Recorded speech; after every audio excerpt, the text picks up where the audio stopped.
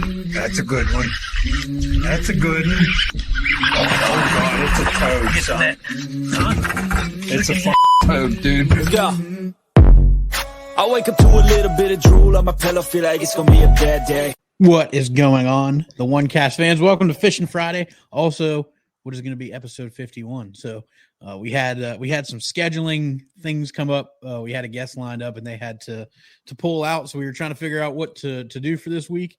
And y'all gave some great suggestions on the Facebook post. So we're going to talk about some stuff live, and we're going to use this for episode 51. So if you're listening in like you normally do on one of our audio platforms, you may hear us answer some questions and stuff. If you're watching, you may hear us answer some questions. That's for our live viewers. So we try to go live every Friday, 7 p.m. Eastern on all over the place. Facebook, YouTube, trying to figure out Instagram since that's an option now. So appreciate everybody being here. Make sure you head over to OneCastFishing.com. Use the code TheOneCast to check out. Save some money, get some snagless jigs, long neck hooks, and soft plastics, the Neds. You're probably out of time unless you're listening live to get them before Christmas. If you are listening live, Ben can probably tell you for sure, but there's a good chance if you order this weekend, they'll get out Monday morning, and you may get them before Christmas. So if you need those last-minute gifts, remember OneCastFishing.com. Use the code TheOneCast. Carolina Waters also. Make sure you head to CarolinaWatersNC.com. Also use the code TheOneCast. They got some great gear over there. They're restocking, refitting, getting ready for the upcoming season. So keep your eyes there for some new gear as well. Boys, what's happening? Ben, over to you. Yeah, so for the folks obviously watching live or watching the video version later, I'm obviously sitting in the office right now. It's production season. We got less than a month to show season starts. I think that first Martin Luther King weekend in January starts the Raleigh Expo. So obviously I've been going every day, long days, getting product made up for the show. So that's why I am still here, not with you guys in the booth tonight, but definitely able to hop on it and talk about some winter fishing here in a little bit. Yeah, absolutely. I did some winter fishing today, and it was absolutely brutal. So there's some good lessons learned, but hopefully you get all stocked up. The show season runs really well, and we have some really cool experiences in 2024. And this last year has been a heck of a journey for the show and for the tackle company. And it wouldn't be possible without everybody either tuning in, listening to the show, purchasing products and stuff.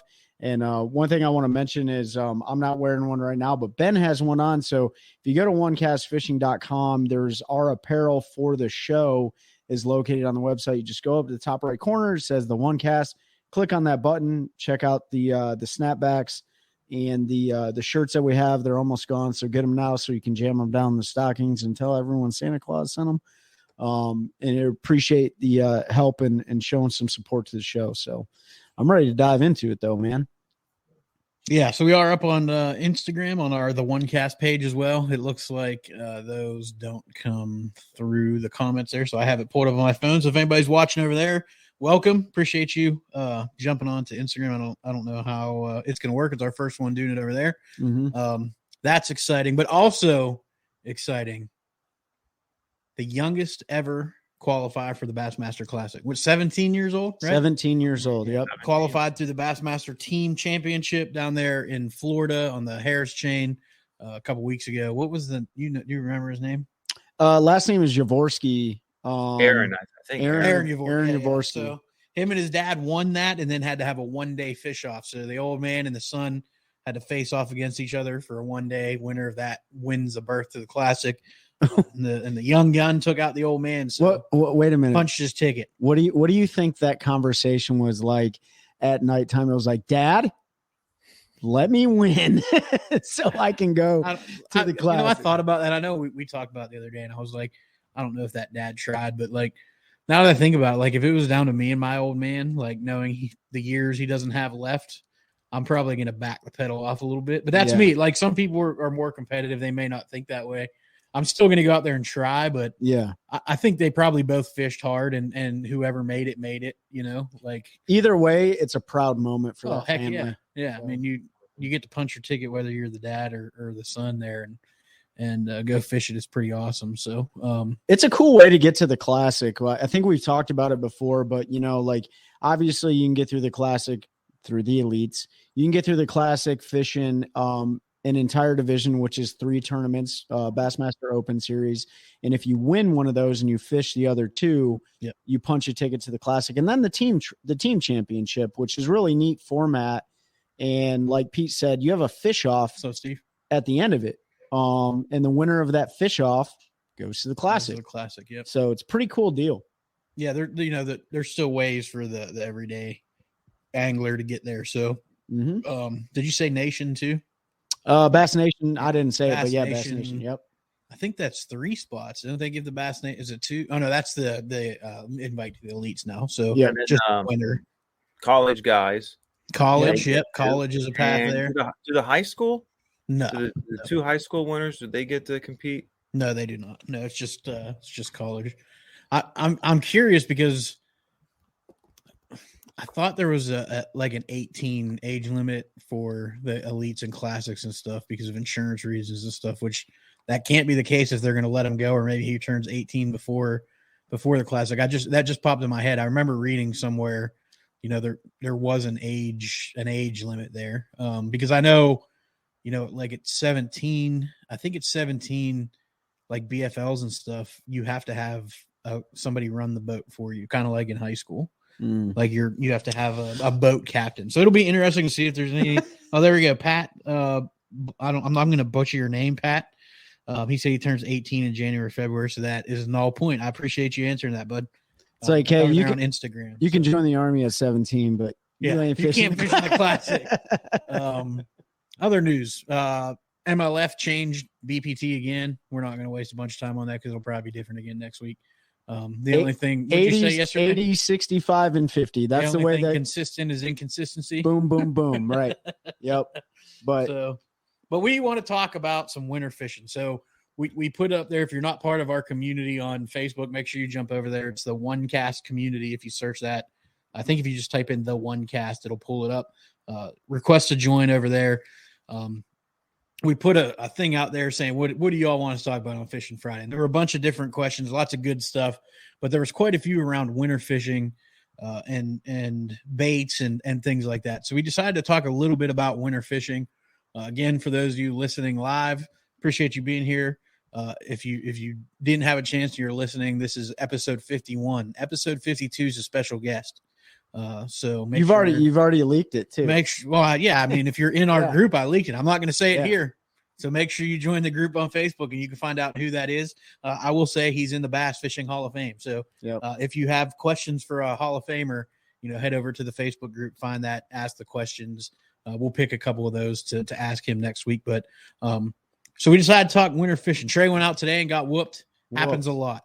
Winter fishing is Ben can attest to it. I mean, anybody that's gone out in the winter can attest to it. Can be the greatest day you've ever had fishing, just full of giants, or you can spend 8 hours and never get bit. It's just one of those things it's weird. Like when they eat, and when they don't, they don't.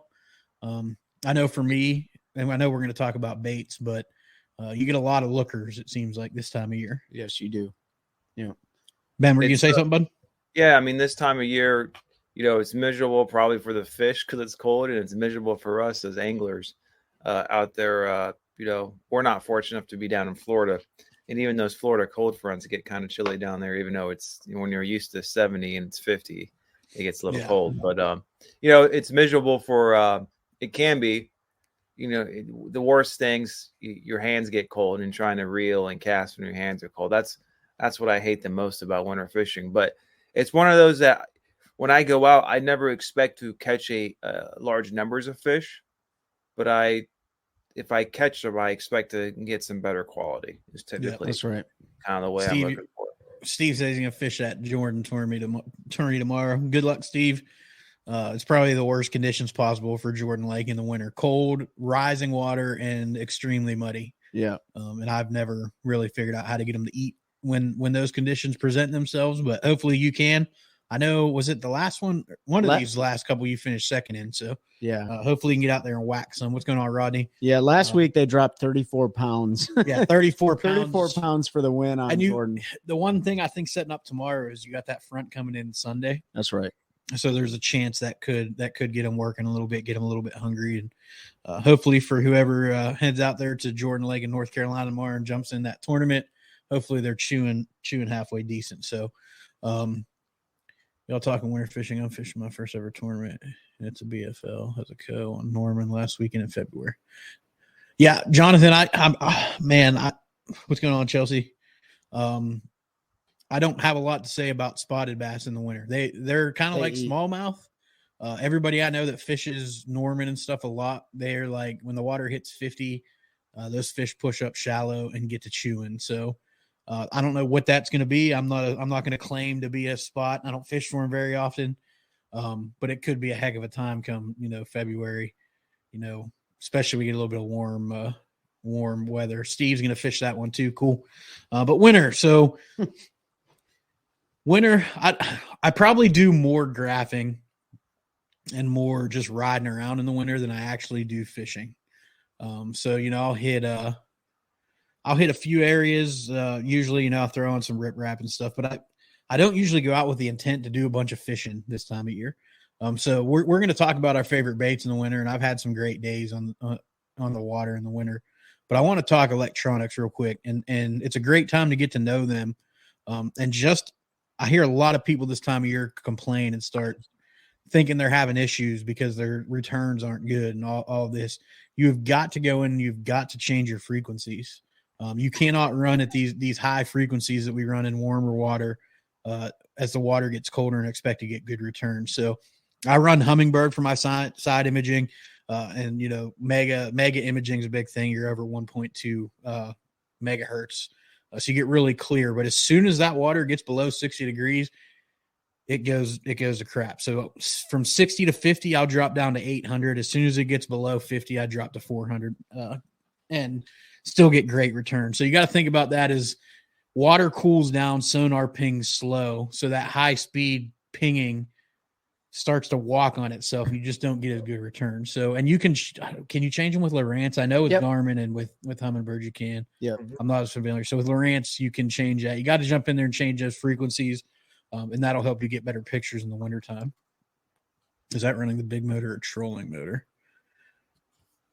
You mean when I'm graphing? Usually I'm on the big motor, idling around. I mean, I'll get on the trolling motor and might look at brush piles and some stuff with forward facing, but typically I just put her in drive and go. Yeah, just let her idle along and graph. I'll run. Shoot, I went out.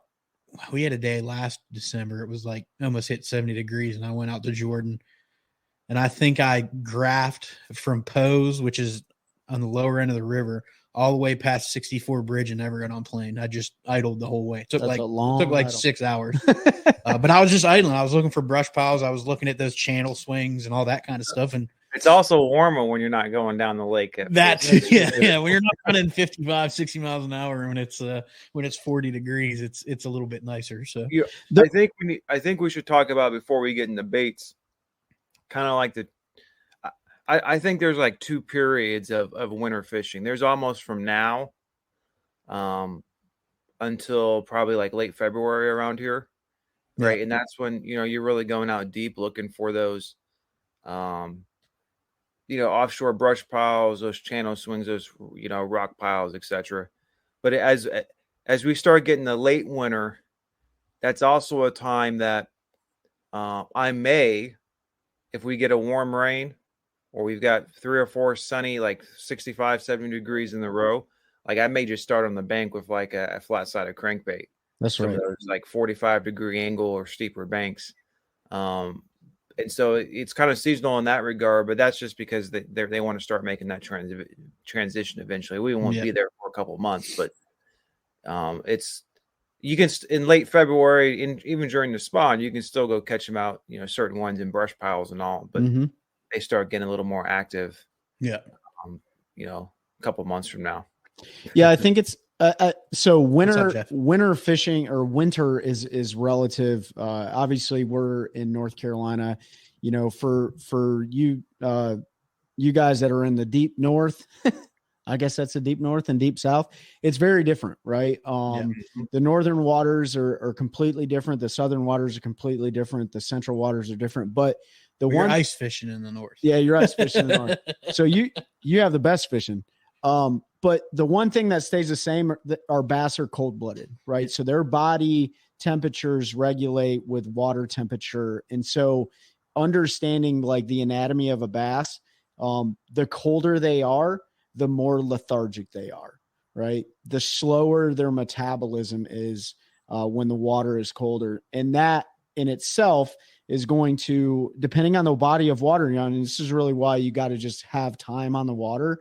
Each lake is, in each portion of a lake, if it has any size to it, is different. Bass will sometimes, just like the spawn, they say the northern part of your lake usually spawns first before the southern part.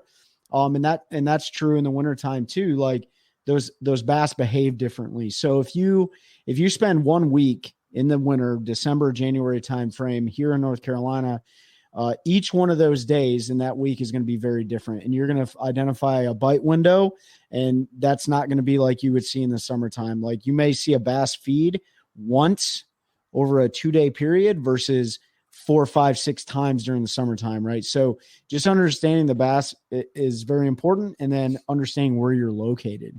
And largemouth primarily, because like Pete said, spotted bass and smallmouth bass, they are just different. Yeah. You're not really catching smallmouth in the winter. I mean, because you can't fish for them. Yeah. They get out in the middle of Lake Erie in 90 foot of water, and nobody's going out there. Smallmouth. So on the Great Lakes. Yeah. So most of the big smallmouth lakes are frozen, and they don't really catch them through the ice.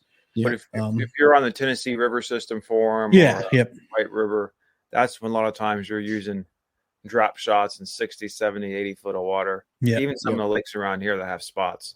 Yeah, Jeff, I think that said caught some big bass on Jordan in the winter, man. They get 1 or 2 bites, but they're usually good ones. Yep, they are. Steve, we're going to talk about, all three of us are going to talk about our approaches on this fishing baits that we like to throw. So we're going to get to your question. Yep. But we like we wanted to talk about. I'm with Ben. For me, I feel like here in North Carolina, it's more like mid-March. We get that winter bite they start to transition more to that pre-spawn. Kind of start to push a little bit more, but weather obviously plays a huge role. Like Trey said, they don't really have a bite window. It's not like in the summer where you can be like, well, they're eating it at first light, and then they're eating at noon, and then they're eating at 3. At some point in time, they may eat during the day, and they might not. Yep. Sometimes it's just about putting a bait in front of them that they look at, and they just can't take it any longer, and then they have to eat it. So, there's a bunch of different approaches. Who wants to start with your first? So I'll start. I will. So I'll roll up to a brush pile, Steve. There's usually only 3 baits I throw in the winter. But the very first one I'm going to throw every single time is going to be an A-rig. And I don't care if the brush pile is in 4 foot of water or 70 foot of water. I'm going to throw an A-rig and I'm going to drag it, and I'm going to hit the top of that brush pile. And 9 times out of 10, if the fish are going to eat, they're going to smoke it, or if they follow it, they're probably not going to eat. You get a lot of those followers in the winter, but that's my go-to because it catches bigger fish, and usually it'll get bit on that first throw if they're going to eat it. That school of bait comes through, and they can't resist it. I mean, they're a big wad of shad comes through, and they see that. It's also 90% of the time the back bait that gets ate. And that's the one that I throw a different bait than the other one. So I usually throw something small on my 4 main arms, and then I'll put a 5-inch, 4.5, 5-inch swim bait on my other one. It almost looks like a smaller bait chasing a bigger bait, and those bigger fish can't take it. Yeah. So that's going to be my go-to to start in the winter. I'm going to spend a lot of time with an A-rig in my hand, fishing brush, fishing rocks. Basically, I'll throw it at anything. It doesn't scare me to fish it like a crankbait. So you're throwing it on big, heavy line. I know people have lost them. I've never lost one. I'll get right up on top of them with 25-pound and usually can drag anything I'm snagged in or straighten the hook before it breaks. So that's my go-to. Trey. Well, let me just piggyback off the A-rig thing real quick. One of the things that I noticed today, And I totally screwed myself because I didn't take any of my baits out there with me. Like I emptied my boat out and forgot that I didn't have anything in there. Did you seriously? Yeah. So I didn't have anything in there. So all you had what was on? All I had was what I had. Yeah. So I went out there with an A-rig and I love fishing the A-rig all year long. It doesn't have to be in the winter, but in the winter it's good. But if you are into the forward-facing sonar game, and you notice that the fish are following, and then they're going back to whatever structure they're on, you should change your baits up a little bit. And so it's important to understand, again, like I said, the bass itself, but then the bait in the lake. So are you throwing too big of a swim bait on your A-rig? Are you throwing not big enough? Are you throwing the wrong color? But usually it's going to be a shad pattern. But it depends on what they're eating on, because some of these lakes have gizzard shad in them. Some of them are feeding on this year's hatch of shad, so they're really tiny. So all those little things like need to play into your calculus when you're watching these fish or doing whatever. But the A-rig is deadly. For me, besides an A-rig, another bait that I like, and you just catch all species on it, is a blade bait. All the different sizes of blade baits, even the different colors. The thing about the blade bait is, one, they're pretty inexpensive. And two, they just plain out catch all fish. Today I caught white perch. That was the only thing I caught. I had plenty of fish follow it, but what I like to do, I like to work that blade bait a couple different ways. And that's an all around year bait too. Fish feed on shad. That's what they do, or bass do, at least in shad lakes. So, for winter, that thing is being like worked super slow. Mm-hmm. So it's either cast it out if you see fish, 30, 40, 50, 60 feet away, but you're kind of casting that out. And I'm using like 6 pound fluorocarbon to a 20 pound braid leader, or reverse that. And I'll cast it out. And if I'm not seeing any reaction, any fish swimming with it, then I'll get over the top of the fish. And then we'll start almost Demiki rigging that blade bait. But I think you got to really pay attention to how they're reacting to the blade bait, because you'll see them suspended or over cover. If they're not coming up and eating it, then it's not the right bait, right? They're not doing anything. But a lot of times when you get bit is when you don't move it. So you put it right over the top of them and you just hold it there. You'll see a lot of guys like snap it up, right? And that's really good with a jig and spoon. And you can do it with a blade bait too.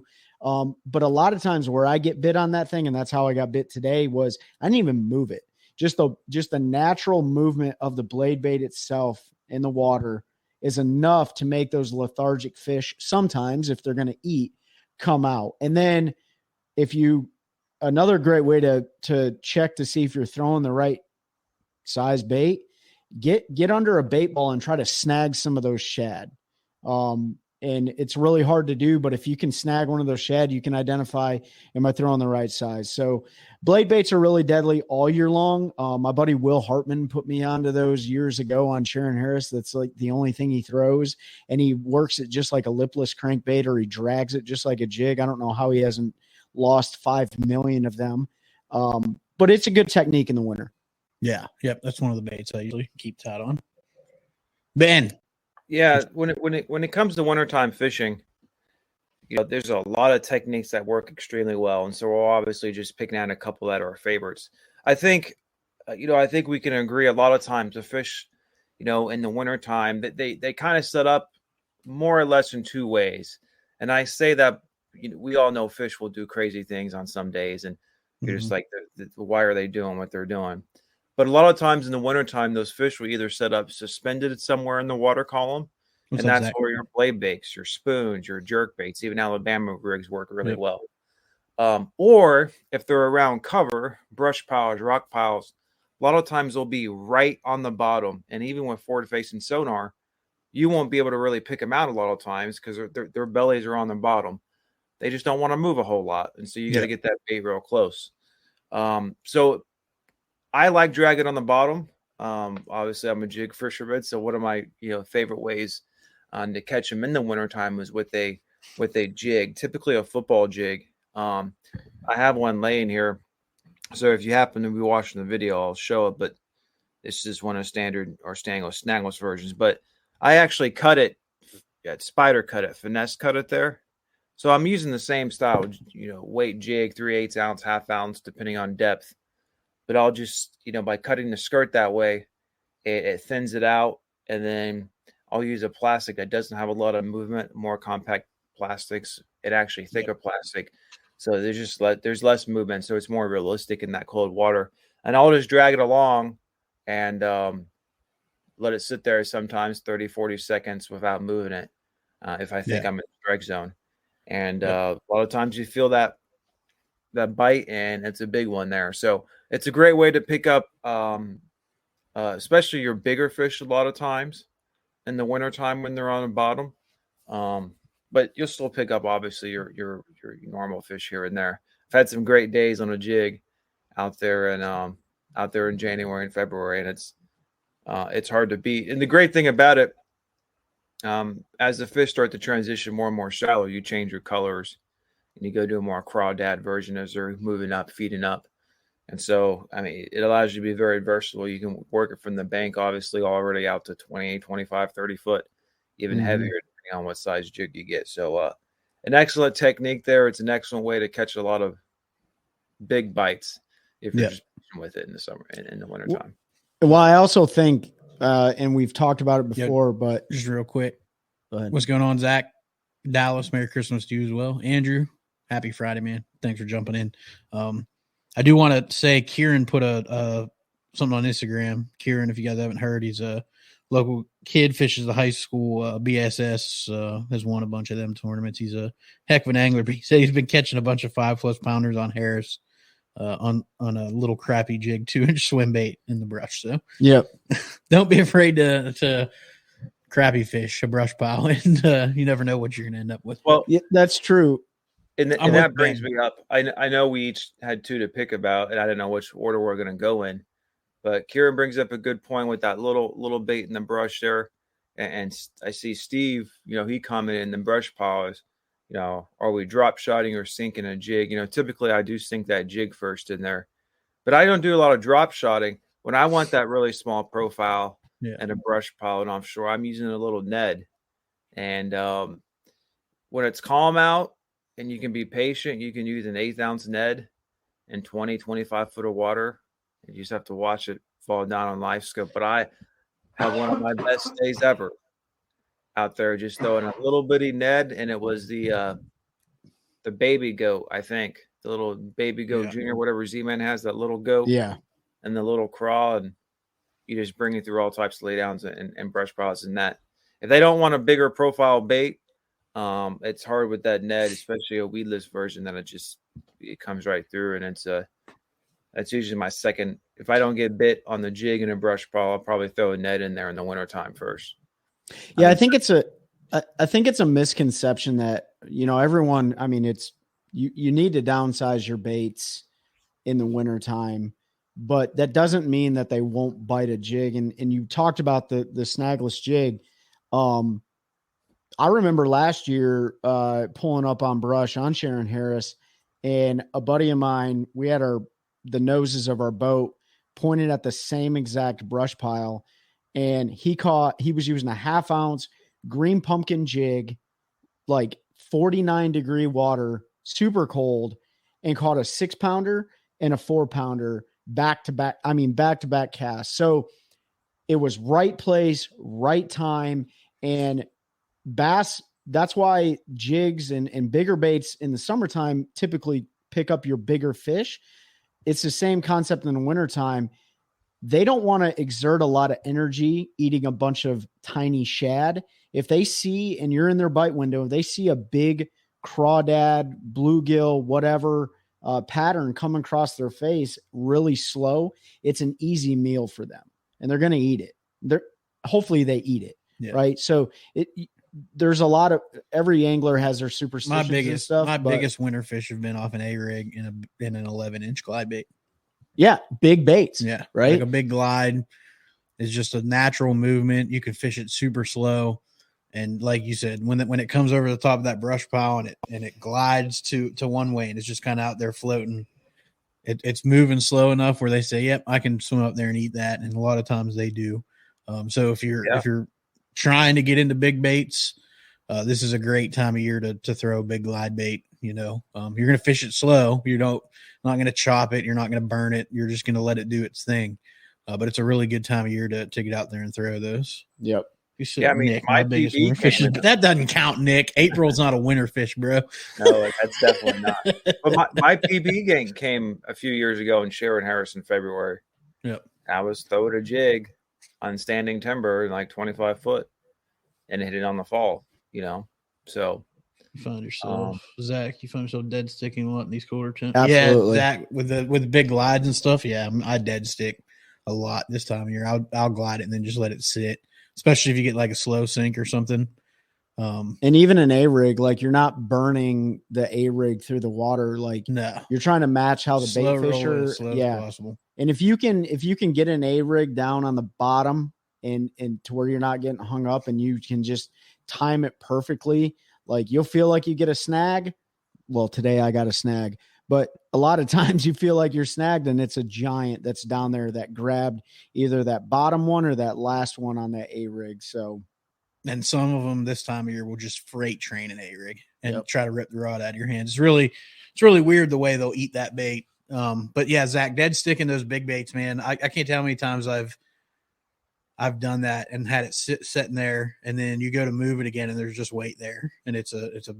I mean, that's not dead stick any bait. If you can throw dead stick it, whether that's a Ned, a Senko, if you want to use that, Nico rig, whatever you're using, drop shot, you just let it sit there. Sometimes you got to let it sit there for a minute or two. I mean, to be honest, one of the best days I had. In the wintertime, Sam came up on this was New Year's Day, I think 2020. And unfortunately, he only caught a chain pickerel. He's fishing right next to me in the back of the boat. But I had 4 fish for like 18 pounds. Mm-hmm. And she tied on her jig. It was still on the jig, the same brush pile I was. But what we noticed is that because it was so cold, I was casting out. And then I wasn't thumbing good. So every time I'd have to pick a little bit of backlash out, and I'm moving slow. It's cold, but then when I reel down, like there's a fish there. There's a lot of times that would happen, and he's like, "You just got a dead sit." I think Sam was like, "They're all hitting when you're not moving it, so just keep." I was like, "You're right." Sometimes that's why. Yeah, that's why I like a jig a lot of times in those situations, and that's when I go to like the old jig and pig style trailer, like just a fork tail with a pork. Yeah, like a pork. Yeah, I don't use the pork chunks, but that style where it's 2 little things and you got a fat hunk of plastic, and you just put it on the hook and you can let it sit there, and any current or anything in that will cause those little just to move ever so subtly. And a lot of times you let that jig soak in a brush pile I can think of times I've let them sit in there for 2 minutes before I moved it, and you pick up and it's just mushy and there's a fish there. I mean, and again, this is dependent on water temperature, like where you are. Yeah. If you get a day where the water, you get a couple of days of 60 degrees and the water gets up to the mid 50s. Yep. Those fish will get active and they'll start chasing a little bit better. Trey, that was Nick that asked what rod and line size are you using a blade bait. So I don't dedicate any rod to a blade bait.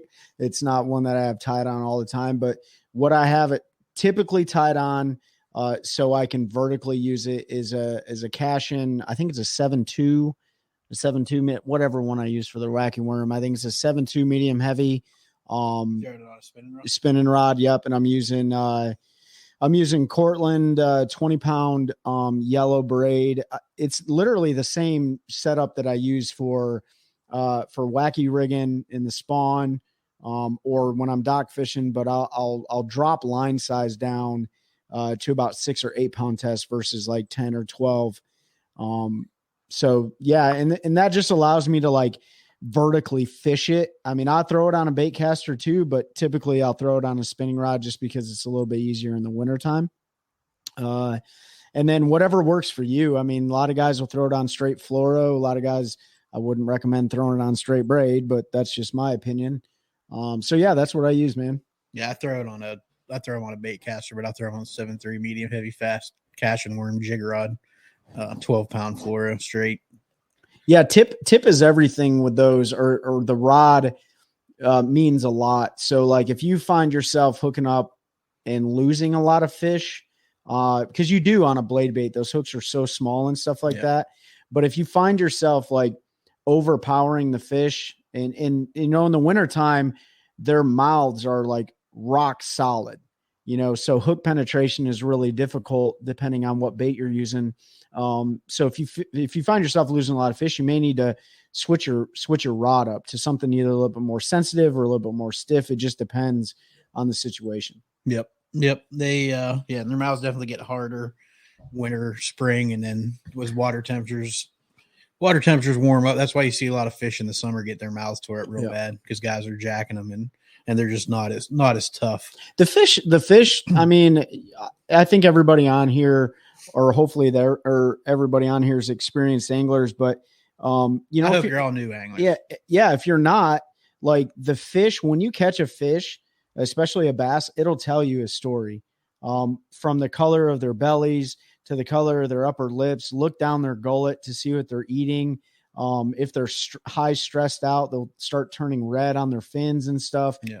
There's a whole bunch of things. Obviously, in the spawn, their tails will be bleeding and stuff like that when they're making beds. Their crushers are beat red. They're eating crawfish. They're eating craw. Yep. There's a lot of things a bass will tell you looking at it. Yep. So not only do electronics tell you this story, but and then the other thing that I want to mention in the wintertime too is, I know a lot of our faces are staring at our screen, but don't forget everything else that's around you. And the big thing are the birds in the wintertime. I can tell you Baden Lake is notorious for this, and so is Lake Norman. So when you go up to Lake Norman and fish those tournaments, obviously they got tons of stripers in Lake Norman, but bass also are with stripers. So I've caught them before. And so if you're watching the birds dive in the water and they're pile driving like bait, you might want to go over there and check that out. It may be striper. It may be a school of catfish. I don't know. But pay attention to your surroundings. That'll tell you a little bit too. And then, today the water was warmer. I didn't catch crap, but still, like, I was still looking at the herring on the water. They were pushed up on the dark rock. What's that? Brad said he's a super rookie angler.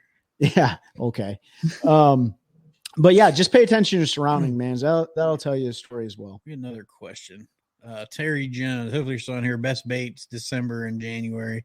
We kind of talked about our favorites. So we've got a rig, we've got blade baits, we've got a jig. We have Ned rig.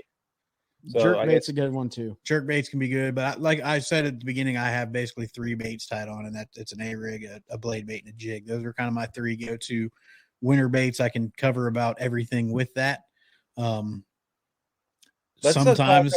Sometimes I'll swap the blade bait for a lipless. Yep. Just because that little bit of noise you get with a lipless and everything can trigger a bite or two, but. And if there's grass in a lake, I'm going lipless. Yeah. Well, there's no grass in any lakes I usually fish in the winters. But yeah, if you have grass, lipless is definitely the way to go. Traps in Florida work well. Yep. We haven't really talked winter crankbaits yet. So that okay, is go. Yeah, I threw it quite a bit today. Okay. Go ahead, man. Yeah, because I usually have 2 or 3 types of crankbaits tied on. Now, for me in the wintertime, I put away my Rapalas, DT series. I put away a lot of my Strike King series. I put away some of the 6th Sense ones. Usually what I'm throwing either a wigglewort or a rock crawler. They only dive up to about 12 feet. Or I'm throwing a flat-sided crankbait like a Fritz side, especially as it gets warmer and more towards the free spawn. And then another very good one, I think it's the DD18.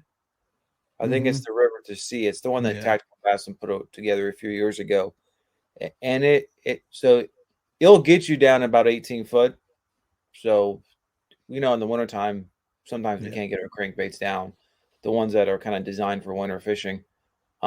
And like, don't get me wrong, I've caught them before on the others, your normal summertime crankbaits in the wintertime. But that DD one, I mean, it's designed to be burned fast.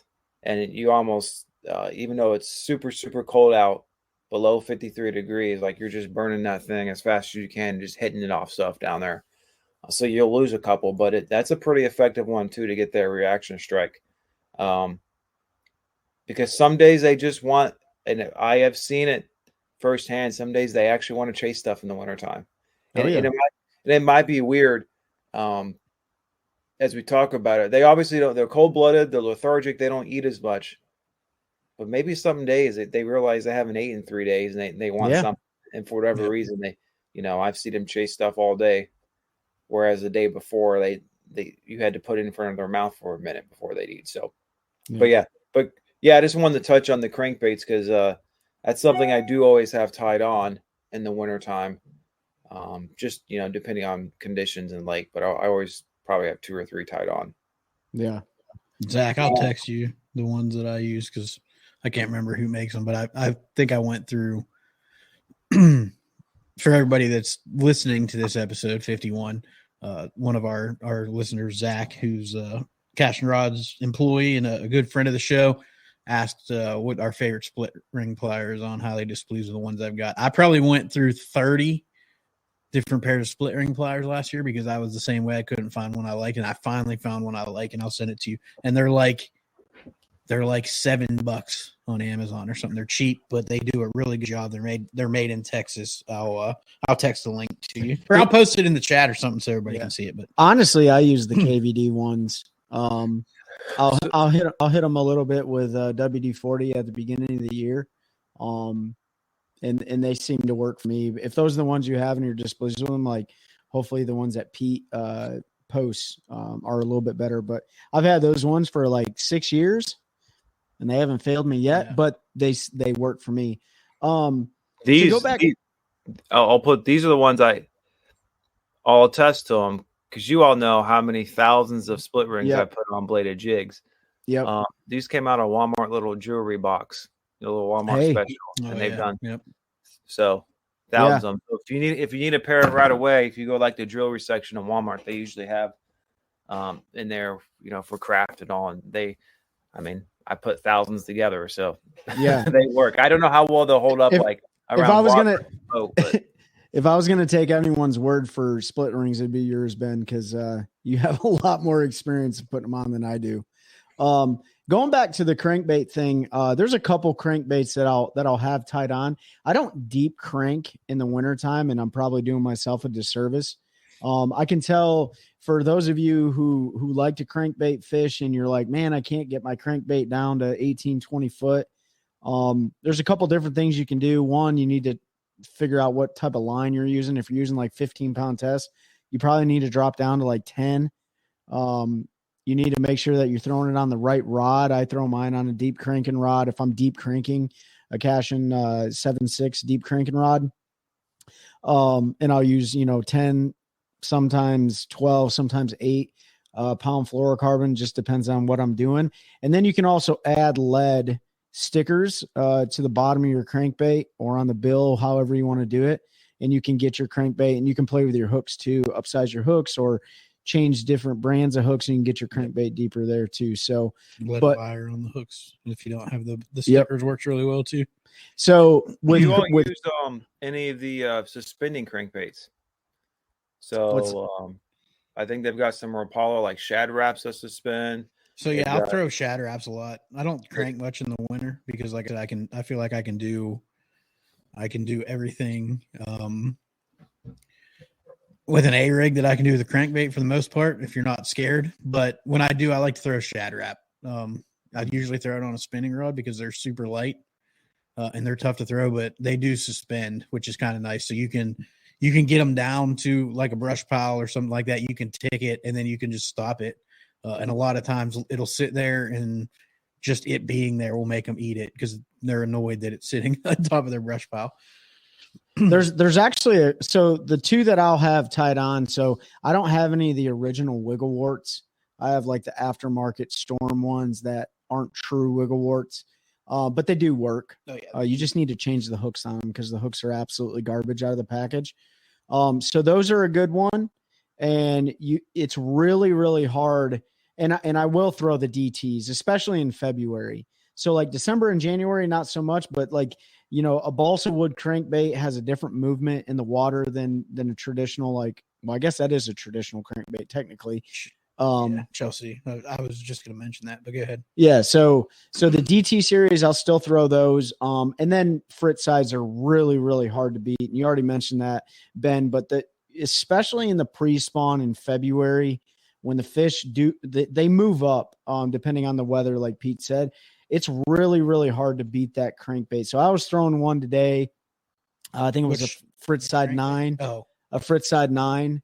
And I was throwing that on riprap and throwing it off of the riprap where there was, you know, the vertical walls, like bass like to get on the vertical stuff because it's a little bit easier to move up and down to feed in the wintertime rather than on big flats. But don't let that myth or don't let that like confuse you. Like bass are still all over the lake. It's just primarily on that vertical stuff. That Fritz side it's a hard one to beat, man. Like I don't know what it is. David Fritz got it right. That one works. Yeah. Don't be afraid to fish shallow too in the winter. My biggest bass I ever caught in Pennsylvania, largemouth, was 6'7". I caught it in like 9 inches of water a day after ice off on one of our lakes, and it was pushed up in there. I don't know what it was eating, but it was. I saw it and I sight fished it. Warm water, it wants some sun. And I literally put like I wasn't real big into fishing, but like a Texas rig worm, and I just flipped it up there and let it sit there, and it couldn't take it after about a minute and ate it. So don't be afraid. But Chelsea brought up the Cash and BFS, and that's what I've been for about the last year throwing those shatter abs on, or since that rod came out. I don't throw much, but yeah, the 7-foot BFS rod from Cash is a really good rod for throwing those light crankbaits. Like BFS stands for bait finesse system. Yep. And I throw the shatter abs on that. I'll throw like your junior jerk baits, like the 110 juniors and stuff on them pretty well. But yeah, I mean, you guys know I pretty much don't use spinning gear anymore. So no, I use the BFS stuff. Spinning gear is good. Going back to the jig thing, and this is something I learned we all learned at like Lanier, at Norman and stuff like that. Like if a jig's not working, you know, a good football head, shaky head, or a snagless football head jig where you just pull the skirt off from it. So if it's too aggressive, you can put like a stiff, soft plastic on the back of that. And then when targeting brush piles, and man, I never thought this would be the case, and I don't know if largemouth are acting this way, but I'm sure they do. Throw a shaky head down there with a creature bait on it or something like that. Hit the left, hit the right, and then hit the center of the brush pile and see if they're reacting a certain way. And I'm sure I am absolutely going to try that technique this year, and hopefully it works in the winter. But it's something that you can do if you're not into jigs or you don't have any jigs. Go to OneCastFishing.com, use the code TheOneCast, get you some. But if you don't have any right now, throw a shaky head out there. Yeah. And put a little cross. Yep. Let it soak. Let it soak. That's right. That's the key this time of year, is just to slow down. That's why you you can fish big baits, you can fish little baits, whatever you want to do, but you want to slow everything you do down this time of year. That's really there was actually a really good video I came across on, I don't know if it was on Reels or on TikTok, something I was scrolling through last night before I went to bed, and it was a dude ice fishing, and he had like an aqua view down there, and watching the way, and he caught a bunch of largemouth. He was somewhere up north. But watching the way those fish reacted, he had a little blade bait on and he was just dead sticking it. But if you watched the way they would come up and eat, it was literally they would just come up and they would just grab the back hook, and that was all. They could see something hanging there. I don't know if they thought it was the tail or what. They would grab the back hook, and he could see that on his aqua view and set the hook. So you don't need to move them. And if anything, Ike and Ellie coined it. Hook sets are free. If it does not feel right, set the hook. A lot of times it might just be mush. You'll lift up and it's like, man, that just doesn't feel normal. Yep. And set the hook. Though I have noticed, and I don't know, Trey and Ben, you can comment on this if you think. I feel like in the winter, when they do bite a bait, they hold on to it a little bit longer than they do like in the summer or the spring. And I don't know if that's because their mouths are harder and they can't tell as quick that it's not an actual bait or what it is. But it does seem like you can let it soak a jig, Ned rig. You can throw that blade bait and just let it sit there. And I feel like when they do grab it, they'll hold on to it a little bit longer. But a lot of times you won't know. And this is why your rod is so important. Whatever brand of rod you like to use, and I gotta use, Fritz's. You just got to know how to feel the fish. And the rod brand I was using before, I guarantee you, I had fish on the other end of the line that I didn't even know about. So a lot of times you won't even feel these fish if you're not using the right gear. Yep. So then set the hook. I'm going to answer a gear question right now, because it's something that gets asked all the time. If you were going to spend money, rod or reel, 1,000% the rod. The rod makes a complete difference in everything you'll do. If you're, and I'm going to, the best way I can tell you is if you're fishing a Texas rig and you flip it out there and you let it fall on a slack line and you can't feel the fish pick your bait as it falls on a slack line, you're using the wrong rod. Yep.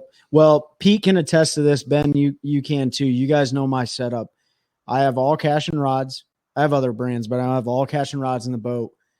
I have literally the cheapest reels ever. Yeah. Like I don't use but $40 to $60 reels. I have a couple that are a couple $100, but my A-rig I throw on an Abu Garcia Silver Max. Yep. Like with 20-pound fluorocarbon with a casting ledge rod, and it does not matter the reel as much as it matters the rod. And I 100% agree with you. You can get cheap reels, your Cast Kings, and they may not hold up for a whole bunch of years.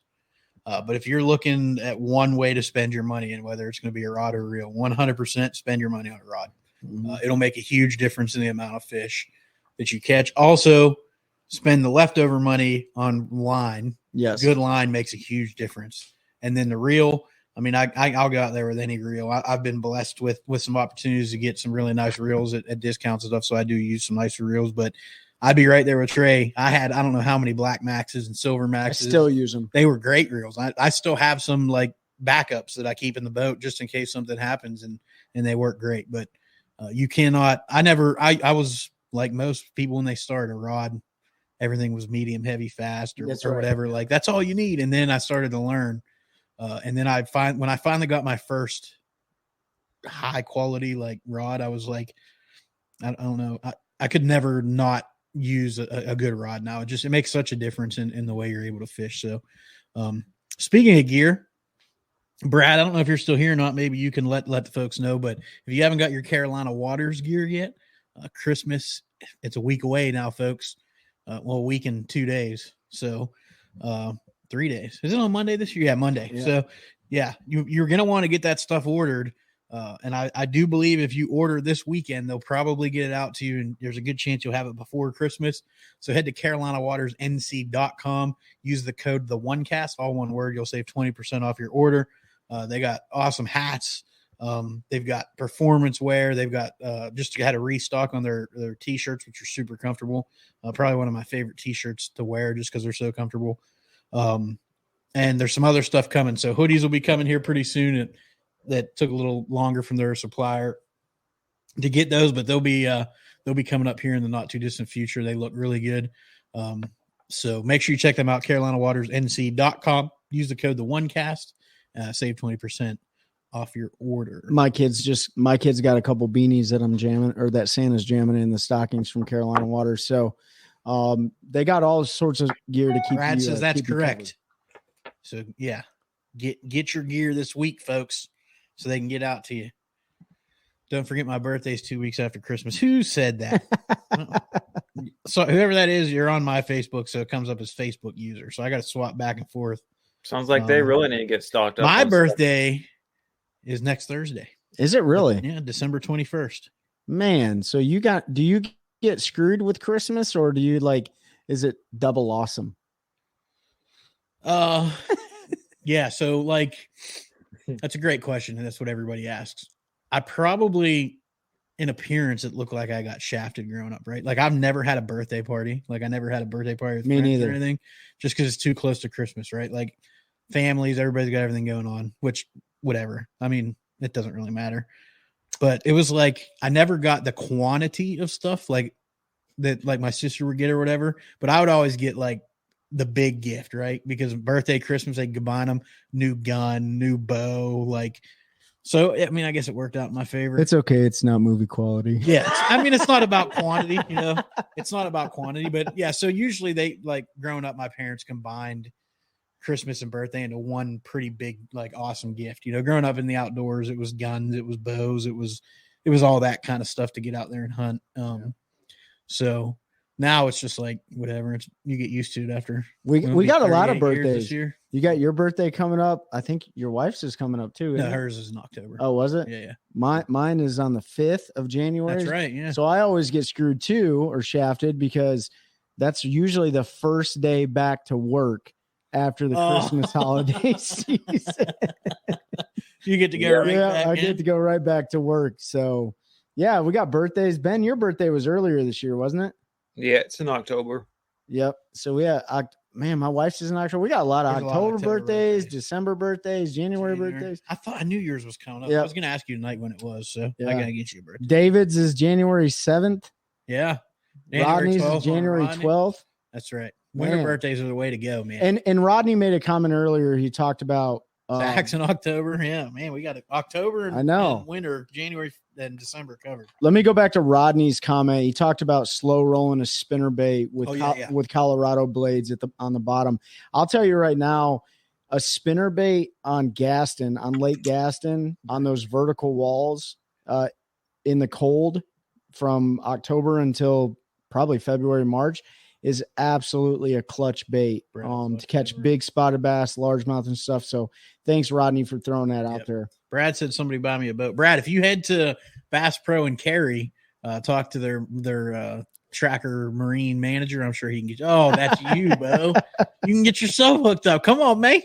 Get you that nice new nitro you've been looking at. I know you're ready. Yeah. But no, if anybody's looking for a boat in North Carolina and you're interested in a nitro or something in that product line, go see our boy Brad at the Cary Bass Pro. He is the tracker marine sales manager, I believe is the title. But they got a great team out there. So yeah, Brad's going to hook all three of us up with brand new boats for Christmas and the 2024 tournament season. Appreciate that, Brad. Ignore me if I'm derailing. Tips for Baden. Like I've never. Baden. So Baden was so Zach asked about Baden.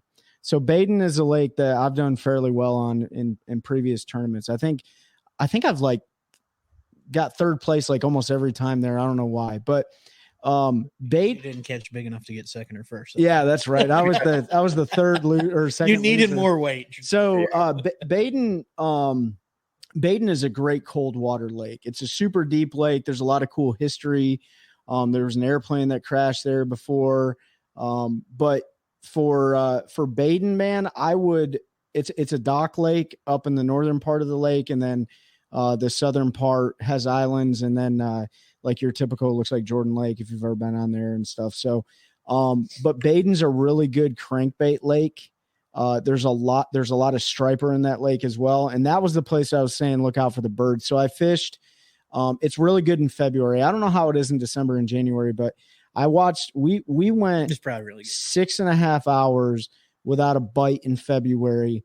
And then we saw the seagulls blasting the water. And we went over there with some traditional like Strike King crankbaits and stuff back in the day and caught a limit of fish within 30 minutes.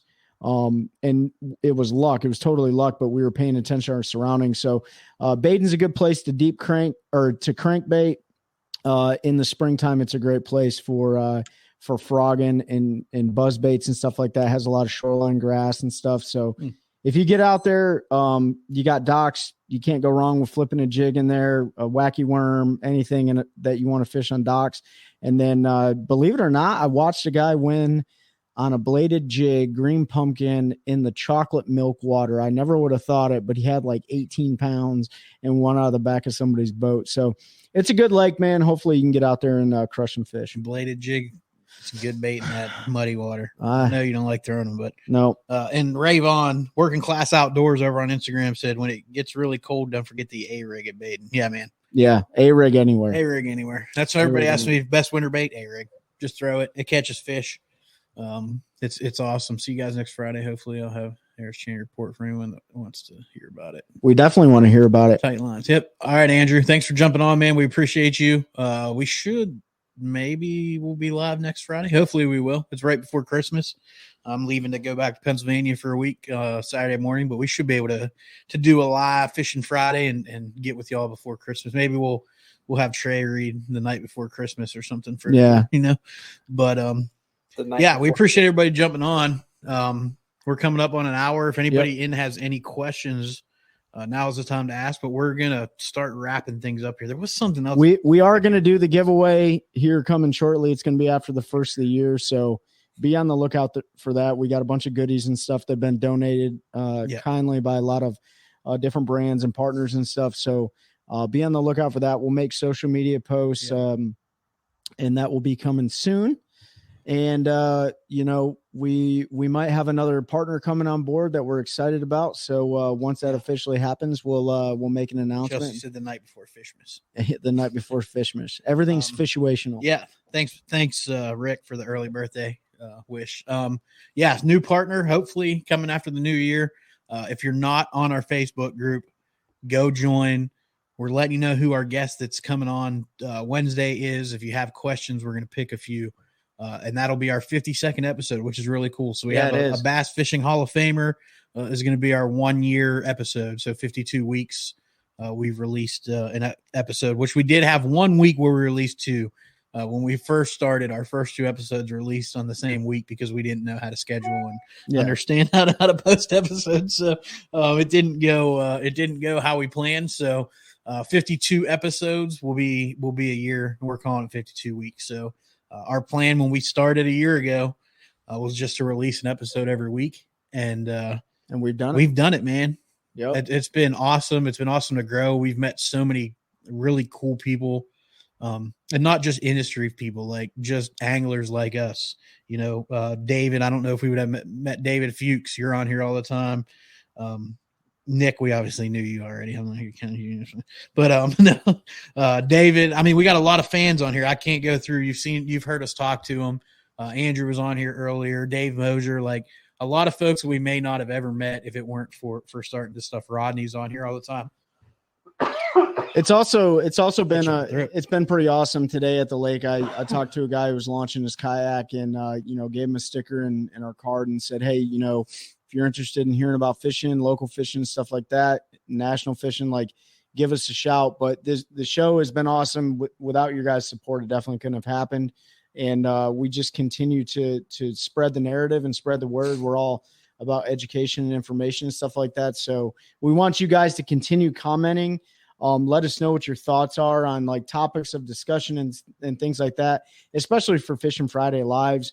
Obviously, we do the podcast, but this one is going to be the actual podcast show. So without you guys' feedback, it's not as interesting.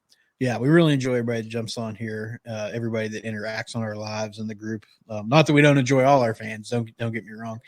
If you haven't liked and commented, subscribe to our stuff, please do that. It helps us continue to grow. It helps us push algorithms and all of that good stuff. You're always helpful if you share stuff. We put our posts out with our episodes every week and all that stuff. So everybody's been awesome, man. I'm just super proud of what we've built. And I think maybe next Fishing Friday, if we do it, I'll share some of those numbers with you, like as far as the countries we've been downloaded in and states. And It's pretty wild. We have regular listeners in several countries. So if you're one of our 3 Aussies that download every week, we appreciate you and shoot me a DM and let's talk barramundi fishing. I'm hoping that's what you do, because that stuff interests me, man. Those barramundi are nuts. They're like a giant largemouth on crack cocaine. So, looking forward to seeing everyone at the Raleigh Fishing Show next month. Yeah, Nick, we'll be at Raleigh. All of us will be there in some capacity at different booths and doing different things. Ben will be there with OneCast Fishing, and we'll be hanging out with him. We'll be hanging out with Carolina Waters. I'll be spending some time over there with Cashin. Probably spend a little bit of time with Gamma if Dale's up here this year. So if you're in the Raleigh area, make sure you check that out. I also know Ben's taking OneCast Fishing to Knoxville and to Richmond. So if any of those are in your neighborhood, make sure you swing and check those out. I probably won't make Knoxville, and I know Trey probably won't. I think I'm probably going to make it up to Richmond for a day at least, maybe Saturday, Sunday. So hopefully I can see some of y'all there. But yeah, looking forward to 2024. What we're able to bring to everybody, and hopefully we can keep entertaining, keep this thing rolling. That is our plan. As we say every week, you know, we couldn't do it without you. So appreciate all that. Ben, what you got? Anything? I think you guys covered it well. I don't want to keep them any longer. So appreciate everyone listening. Happy holidays. Merry Christmas. That's all I got. Sure. All right, guys. You want to close us out? Merry Christmas. And we'll see you in the new year. And like we always say, let's continue to grow a culture of anglers helping anglers, one cast at a time. That's a good one. That's a good one. Oh God, it's a toad, son. It's a toad, dude. Yeah. I wake up to a little bit of drool on my pillow, feel like it's gonna be a bad day.